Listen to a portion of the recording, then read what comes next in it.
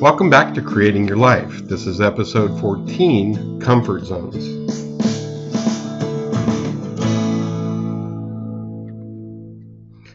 Hi, Marc-Andre Alexander back for more Creating Your Life. Today we're going to talk about comfort zones. Comfort zones is probably a term most people are familiar with, and it has to do with that area of life in which you're comfortable with yourself. I'm going to put a little bit of a spin on it and even explain where that idea comes from, because I think many people talk about comfort zones without going into the mechanics behind it. This, again, is a kind of repeat of the self-talk triangle, spun just a little bit differently. Your stored truths about yourself create your self-image and determines what you would regard as behavior that is like you, behavior that is sane. And if you understand this triangle, you're going to understand how comfort zones play out. So let's get right into it. The idea of a comfort zone comes from heating and air conditioning. If you have a thermostat in your home and you have both heating and air conditioning, you can have a thermostat set, say, at 70 degrees, and nothing's on, there's no heating or air conditioning on when you're at 70 degrees. However, if it starts getting colder and the temperature goes down and it gets down to 68, that's when it triggers, it's regarded as being too cold, and therefore the heat kicks in and it'll bring it back to 70 and stop. Same with the temperature going up. If the temperature starts going up to, say, 72 degrees and it's too hot, then the air conditioning kicks in, brings it back to 70 and stops. The idea is that there is a range. Now, it could be set at 68, it could be set at 72, it could be set anywhere. And how far the range is, right here, it's just a 4-degree difference from 68 to 72, but that can be different depending on how the thermostat is set. But the idea is that this is a range of comfort. If we had it set to stay at 70 degrees no matter what, even if it goes a little bit below or above, you would probably have your heating and air conditioning on all the time. So the idea of a comfort zone says this is the range in which we're going to automatically regulate. As long as you're in this range, this 4-degree range, we'll say that you're comfortable, and there won't be any need for any automatic system to come into play. So what does this have to do with us? Well, the adaptive unconscious, it works more like automatic behavior regulation. And I call it the sanity thermostat. So you have this range of behavior. This is the kind of person I am. It's like me to do certain things. In a way, this is regarded as being sane. When I'm behaving like myself, I'm a normal person.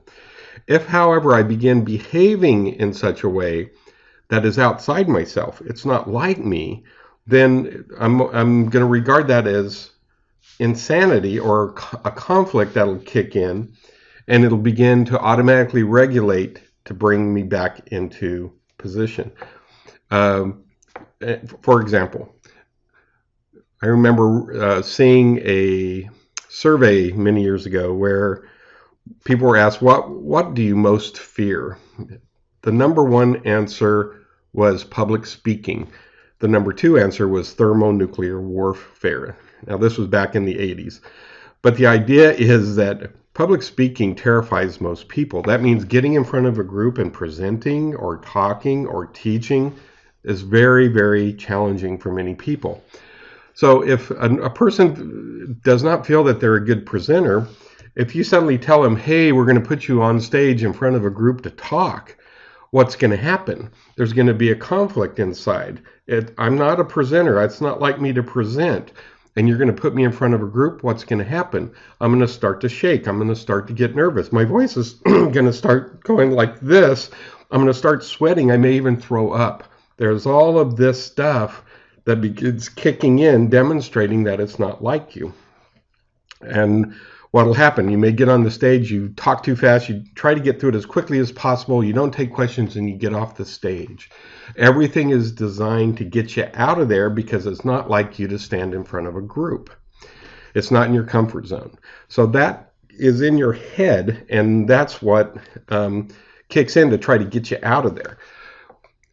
if you're going to be somebody who does this kind of thing for a living, like I am, you have to overcome this in some way. In my case, what I would do is really pretty simple. I would imagine myself in advance presenting to people, talking to people. I would see myself doing well, being smooth at it. And over time, I became that person. So that by the time I got on stage, I had already practiced enough in my imagination that it started becoming like me. And so I was less uncomfortable in having to do this. So it's important to understand how powerful imagination can work. I'll give you even more studies later, but the idea is there's a lot of evidence, especially in athletic performance literature, that if you practice in your imagination in advance, it actually changes circumstances. You can actually behave more regularly. Now, why is this important? It's important. Well, think of a case, for example, you're in second grade. That's often when they start giving you these tests that determine what's like you and what's not like you. What kind of person are you? How adaptable are you to certain things? Or what track should we put you on? You know, a more scientific mathematical track or a more language and literature track. So you're in second grade, you take one of these tests and somebody says, oh, Mark, it says here that you're weak in math. And you say, well, thanks for letting me know. I might have tried. So now I know I'm weak in math. What happens? That it's like me not to do well in math. All right, I take that in, I internalize it. My comfort zone then becomes I'm the kind of person who's weak in math. What happens when I do well on an exam? Well, what happens and what studies show is if you do well on an exam, you're going to look at that as what? A mistake. It's an accident. And it can be so powerful. You know, now it's outside my comfort zone that your adaptive unconscious begins the work of bringing you back into your picture. So the next time you take a math test, you will actually make mistakes. You will actually begin to do things subconsciously that get you back to the pictures that fits. In other words, your adaptive unconscious adapts for the mistake of success, essentially, as long as you hold on to that picture. So the question is, you know, where is your locus of control? And the idea of locus of control is the placement of where the control is. Do you feel like it's inside of you or outside? Do you feel like you're the kind of person that creates your life? Or is life just luck? Kind of works in this dynamic, you know, others control my destiny, or life just is, or I control my destiny. And you might wonder, you know, which of these two worlds are more likely, if I'm out to control other people, who's easier to control? People that believe that destiny is in their own hands, that they control their lives? Or is it better to have people who don't think they can control their lives, that life is just luck?